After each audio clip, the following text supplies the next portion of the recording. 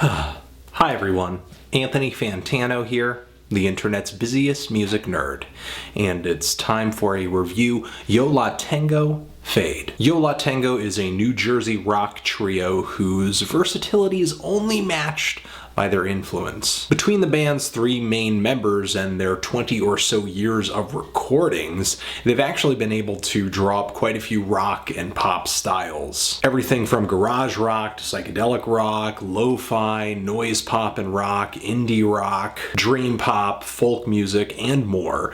And when it comes to Yo La Tengo, there's definitely an influence in most sort of noisy, off-kilter, messy indie rock bands that are out there today. Of course, you could also attribute a lot of this influence to bands such as Guided by Voices and Modest Mouse, as well as Pavement. But still, Yo La Tengo, I can always count on them to kind of bring a thought-provoking mixed bag of ideas that may not always line up, but are surely featuring a few surprisingly inspired left hooks. Spontaneity and the challenge of spontaneity has been kind of a standard that Yo La Tengo has held themselves and their fans to for many years. Whether they are putting together some kind of soundtrack or like a side project such as Condo Fucks, or doing their annual WFMU Fun Drive call-in radio session cover gauntlet. The band's ability to function in numerous musical dimensions has been a selling point of theirs for a long time. I would actually say, especially on their last few LPs,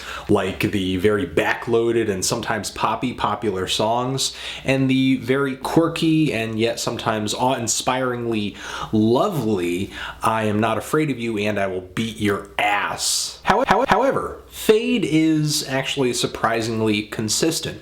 Not a lot of surprise shifts all over this LP, and it's pretty soft too. I actually don't think Yo La Tengo has put out an album this soft since like 2003 Summer Fun or 2000s and Then Nothing Turned Itself Inside Out, where they actually, I guess, flirted with some ambient sounds on that LP. That may definitely beat out Fade in terms of a low volume, but I do find Fade to be a bit more cohesive. But even though the album does feel a little bit more connected song to song, it does have its low points, like the song Stupid Things, which has all these quietly pulsating drums. It's a very dreamy piece of krautrock with these meandering guitar solos that don't really feel like they've got much direction to them. Ira comes in singing with his occasionally weak vocals that for some reason on this track don't really come off as charming. I don't really find that much to engage with on that track, but being very pleasant on the ears,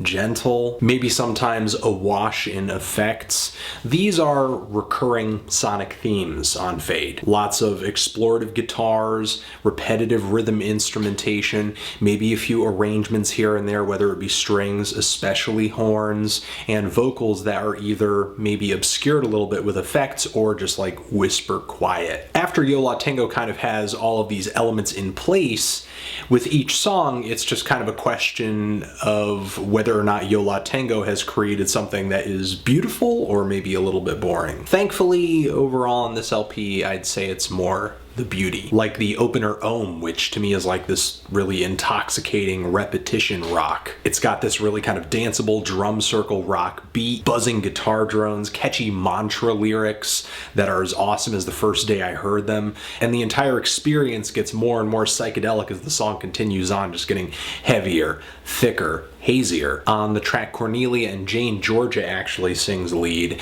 and she's singing beautifully over these patiently strummed and picked guitars and bass. And these guitars get a really nice lift from some horn arrangements that are, to me, just beautiful. Really gives the song some body, and the final track on here kind of has a similar appeal too. There are some shorter, sweeter, less psychedelic morsels on here, like the track Is That Enough? It's kind of got this alt-country bass line, shuffling drums, some buzzing guitar in the background, and nearly with every Yo La Tengo release, there is one track that really sticks out to me as having a very sort of bold Velvet Underground feel to it, and I would definitely pick this track is having that quality on Fade.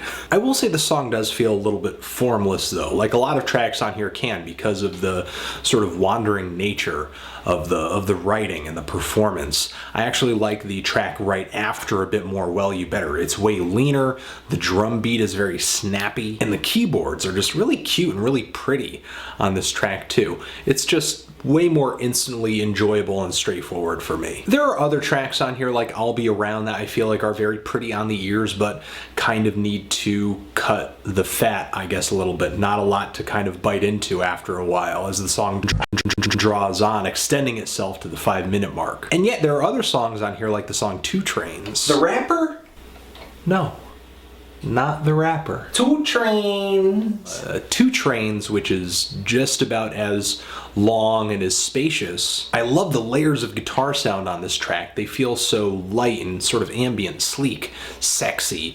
These swelling guitar chords that might have been played with an ebow or something like that. Lots of arpeggios, very atmospheric reverb leads. Overall, Fade is actually a really sweet and surprisingly solid album from Yo La Tengo in this, I guess, sort of latter part of their career. Again, it's one of the more consistent releases that the band has ever had stylistically, but still, I feel like maybe some new listeners may have a difficult time gravitating to this album because of, I guess, how soft and quiet on first listen it may be. This does, to me, feel like an album that not hardcore fans, but maybe a general fan would be more into, because to really appreciate this LP, I feel like you might need to be a little bit more familiar with Yo La Tengo's louder and sometimes noisier side as well. So again, I will say that Fade is solid, it's sweet, it's pleasant, and what I like so much about it is that it has the beauty, the detail, and the emotion that sometimes just simply pleasant music kind of lacks. I'm feeling a strong 7 to a light 8 on this LP. If you've given it a listen, what did you think of it? Did you love it? Hate it? Why? And what do you think I should review next? Anthony Fantano, Yo La Tengo, Fade forever.